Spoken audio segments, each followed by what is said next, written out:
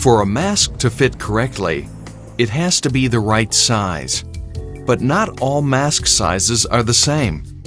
For example, a medium in one mask may not be the same as a medium in another.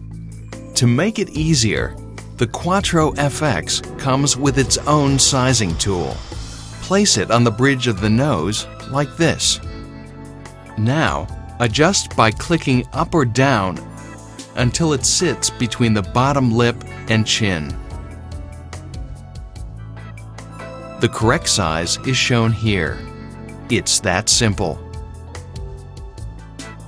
Fitting the Quattro FX is as simple as swing and seal.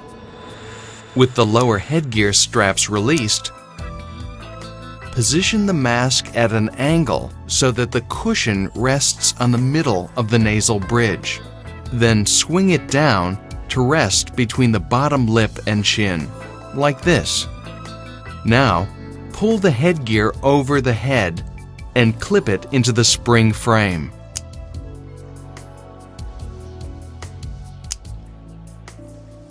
Adjust the straps until they are comfortable and firm, but don't over-tighten.